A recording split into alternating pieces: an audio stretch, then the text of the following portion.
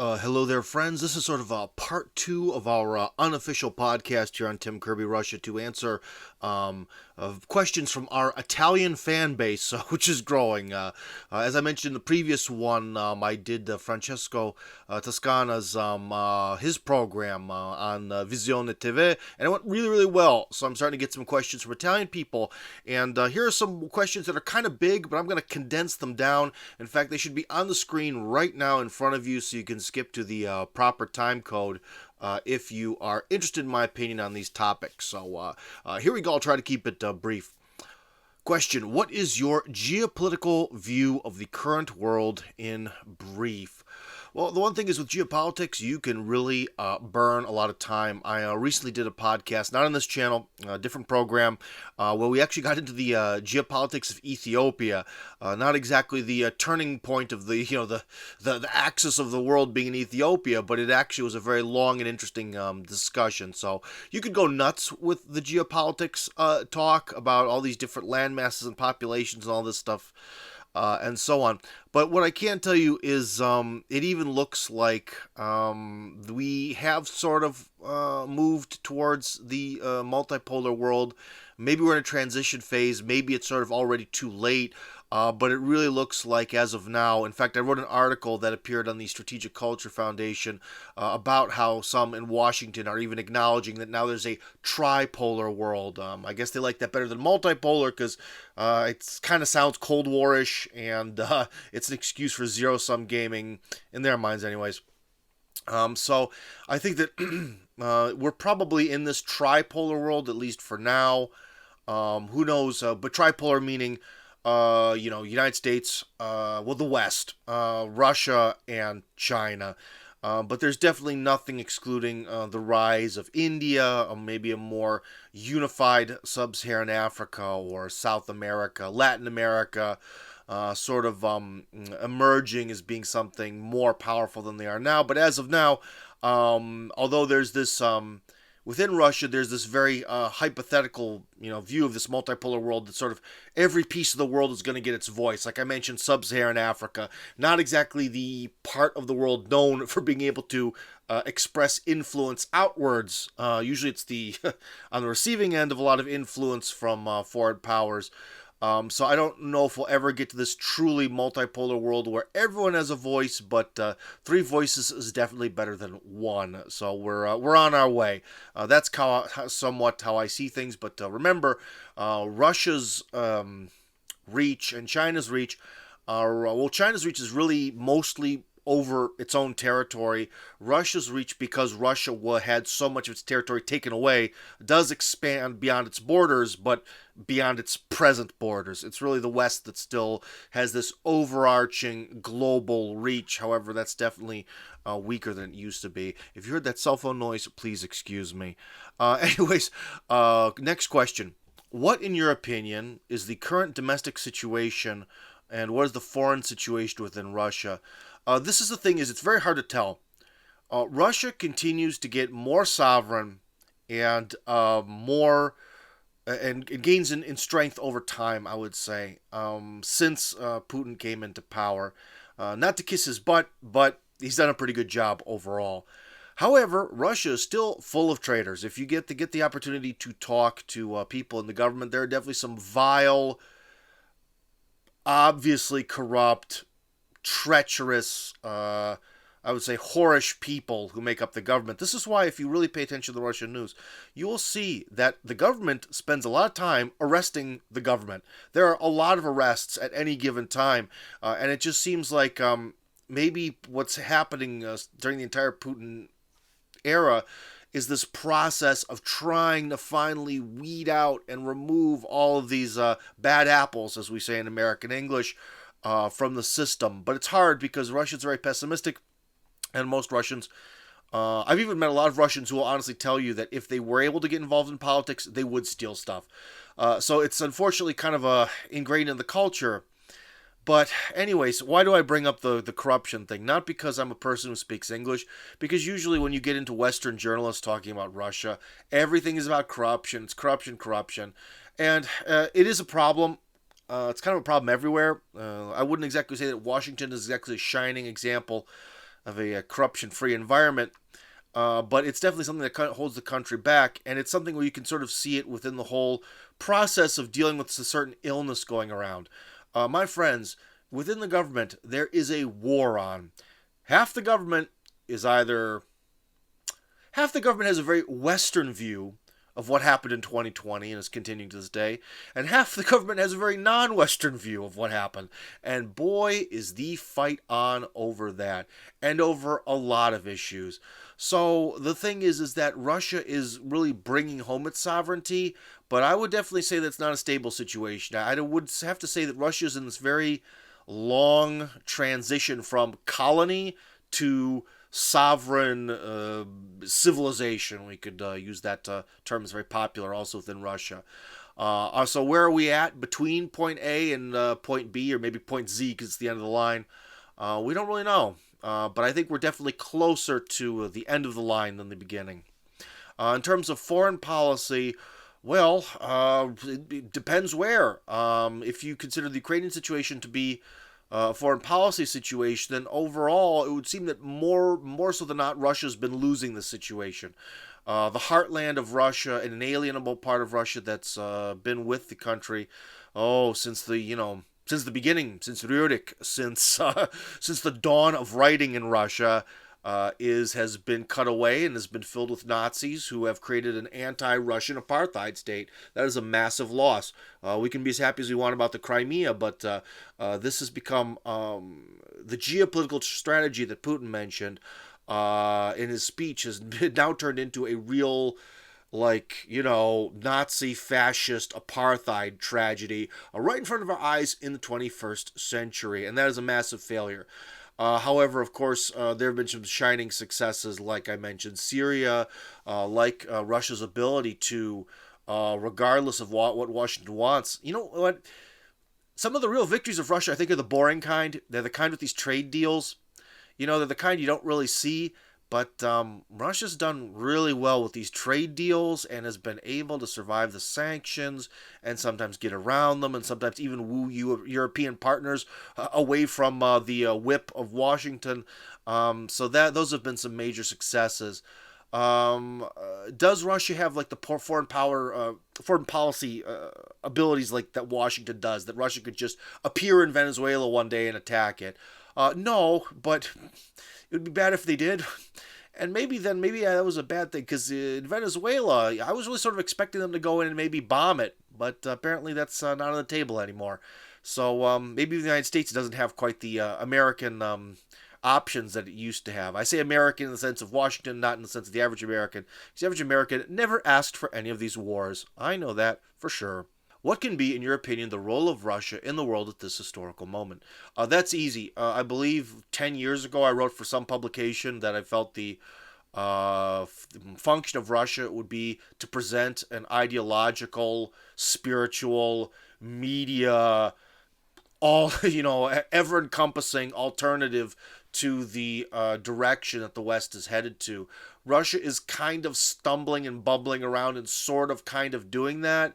But in a really sloppy and ineffective way. But I really think that is Russia's destiny, whether it likes it or not. That's what Russia needs to be. It needs to be this alternative. It needs to, because we can sit around and say, well, in Europe, they let migrants come in and they hate their own culture. Cultural masochism. Well, what's the alternative? What's another way of doing things? How can we do stuff? In fact, I just wrote an article about how Putin sort of in a teleconference, with Xi. I'm sorry, my Chinese pronunciation is off. It's spelled Xi. People say it's pronounced like Xi. That's what you're getting. But with him, and Putin said that, or was it Xi who said, one of the two, that basically that Russo-Chinese, Sino-Russian relations are the best now that they've, they're the best in history.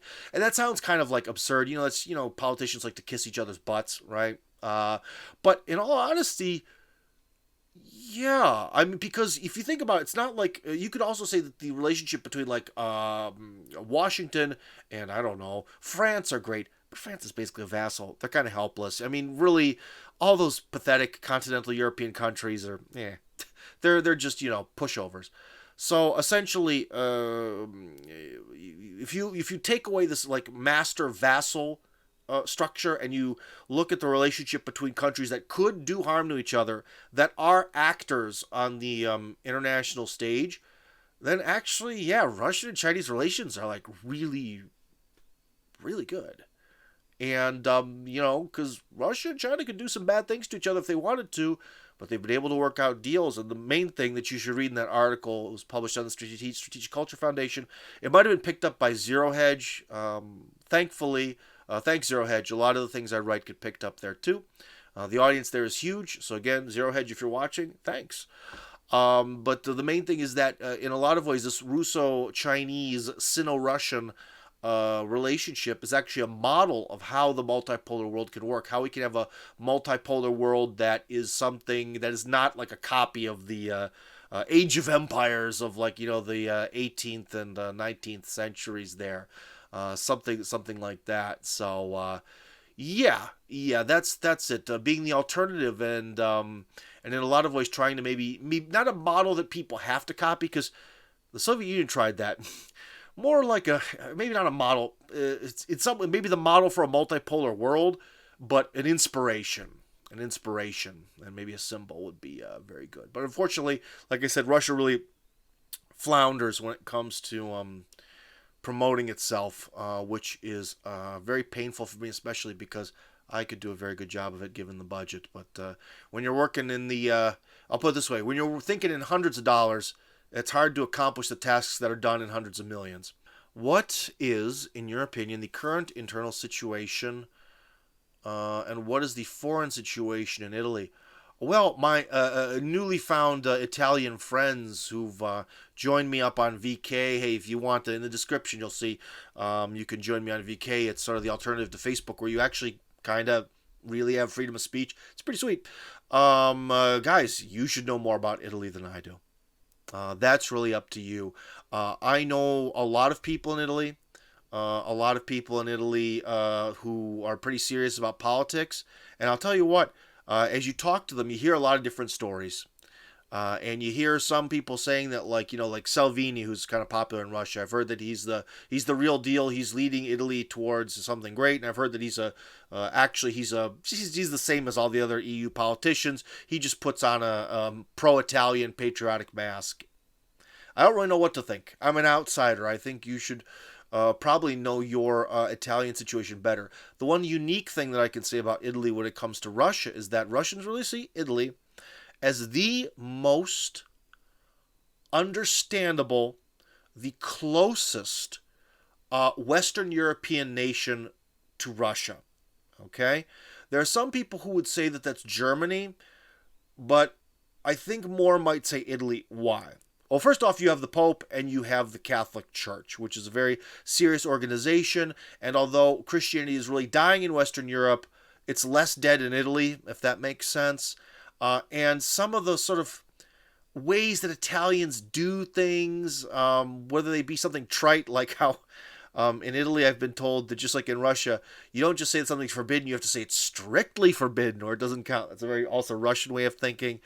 And I think that because Catholicism in its hardcore old school form, not this current strange Pope who, I don't know, he's a very unpopely Pope. If we exclude him and the madness of the Catholic Church sort of after Vatican II, and you look back on, the church teachings and how life was, it's a lot more similar to Eastern Orthodoxy than, say, Protestantism, which is, it's almost like a completely different religion. To be honest, now that I've met so many Muslims over the years, the Muslims from Russia, I mean, you compare like Eastern Orthodox Christianity to Islam, and then you take your Protestantism, and it basically Eastern Orthodoxy and Islam look like branches of the same religion. So, yeah, but anyways, I think it has to do with probably, I think, the mindset that we've gotten from both of our more hardcore, old school sets of religions that make us similar. Because obviously the geography, the geopolitics of Italy are nothing like those of Russia. And in a lot of ways, you would think that Italy would be more different than Russia, like how England and France Germany, especially West Germany, not the Prussians. The Prussians are a little bit more Eastern, but sort of like the West German mentality is very not Russian. But so yeah, so I think Italians, you have a special place in Russians' heart as being the most understandable Western people. What can be, in your opinion, the role of Italy in the current world in this historical moment? Well, the problem is guys, from what I understand, Italy suffers the same problem of being, chained to American foreign policy. We got to call a spade a spade. The Marshall Plan really essentially laid out, I don't know if maybe people overuse the word colonization, but maybe the integration of Western Europe into really America's foreign policy sphere, even maybe into America as a whole. It created sort of the West as a thing, right? And you guys are kind of stuck in that. And the problem is, it's very hard for Italy to have this incredibly important major like international role of some sort when it's a minor bit player in something bigger, which wouldn't necessarily be bad. It wouldn't necessarily be bad, but it's a bit player in something that it doesn't really get along with. You guys are in a tough spot. But let's just say we take away the difficulties of trying to be within the framework of like the EU and the West, yet in some ways reject it. That's kind of the problem you guys are having. But what could you do? Well, you are the home of the Roman Empire. The Roman Empire was the dream of leaders across the medieval world. I mean, look back to like the symbolism. I mean, even the Russia still has the double-headed eagle as the symbol of the two Roman empires, the East and the West. You'll see a lot of Roman symbolism. Again, the Holy Roman Empire, how it was the dream of these medieval kings that we can put this back together. We can do Rome again. Essentially, you Italians really have, if you look at it in a certain way, you're kind of the founders of Western civilization. I mean, some people could say, oh, but Socrates and Plato and the ancient Greeks, they started it. Kind of, maybe they got the ball rolling, but it's really the Roman Empire that was the thing. It was the empire. It was the dream of kings. And in fact, like I just mentioned, it was actually kind of the dream of presidents too, up until maybe World War II. Now we want to, now there's like this United States of Europe is kind of what's happening in the European Union, and what people think is maybe the reason for a lot of the policies where the United States has become, the dream, the perfect model, when for like almost 2,000 years it was Rome. You guys were the model for anyone who speaks English, that's for darn sure. Why don't you do that again? I mean, you're not going to reforge the Roman Empire. Don't take this in a silly way. I mean, Italians tomorrow aren't going to stand up and cut a path of blood through North Africa, France, Spain, England, some of the Balkans. No. Egypt, Israel, Turkey. No. I'm not saying in like a very literal sense, but in a spiritual sense. What you could do is really just say, no. This Romanness, this glory of Rome is awesome. It is just as viable and wonderful now as it was back then. Yeah, the Romans had some gladiatorial games. Yeah, they had some pretty brutal times, but it was a brutal world back then. Yeah, the Roman Empire of today doesn't really necessarily have to have, crucifixion as part of their legal system, but the glory of Rome will never die, and you guys have that. Much in the same way that through some weird twist of fate, I'm sure some of you may be offended by this, but you want to hear the truth. As I mentioned before, the current pope is kind of a joke, and in a lot of ways, all Christianity, if you look at everything outside of orthodoxy, Christianity is just a joke. The Catholic Church is at least kind of, sort of, some sort of organization, but it too keeps changing itself and going with the trends of the times, and it's really losing its nobility. It has some shreds of dignity left, But in a lot of ways, Russians see it as, remember there's this expression that Russia or Moscow is the third Rome, because Rome had control of the faith. That shifted over to Constantinople. And when Constantinople fell, it came up to Moscow. And in a lot of ways, it worked out that despite communism, despite the fact that the Russian masses mostly unwillingly, somewhat willingly gave up Christianity, really, this is also what Russians could say is, we're it. This is the end of the line for Christianity. If there are people who believe in Jesus Christ as the Savior, you either believe that this church that Jesus Christ, it's Christ himself founded, that went through the apostles and then down the line. Some of it went to Rome, and the other bit of it grew and went east and especially north. And that's here. And this is the last hardcore, true Christianity that really reflects the mentality of like the, what are they called? The ecumenical councils of like the first few centuries. And that's here. And that's what Russia's got. So you have to think about what unique things you have. And you guys in Italy are very lucky because you have the Roman Empire. We have Christianity. Maybe you could take that back from us if you can get a better pope in charge.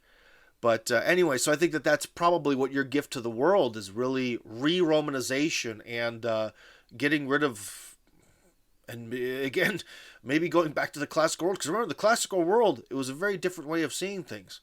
Men were heroic and brave and motivated to go out and be glorious. And again, Rome, the real backbone of Rome was, it was a empire that was able to get a lot of tax money, but I think the real backbone of Rome was this passionary idea, passionary theory, again, a Russian theory that a lot of our politics are actually based in emotion, and explosions in ideology and emotion can create explosions in political change. Sounds insane. Start thinking about it. Not so insane. But anyways, guys, that's this big video. I guess this is podcast number 2 here on Tim Kirby Russia. Very late night. Look at the clock. 3:35 a.m. Guys, I work a lot. Anyways, I hope you enjoy my Italian friends. Have a fantastic evening. And stay tuned, because I guess we're going to keep this going as long as I keep getting questions from people. But so far, no more questions from Italians on the list.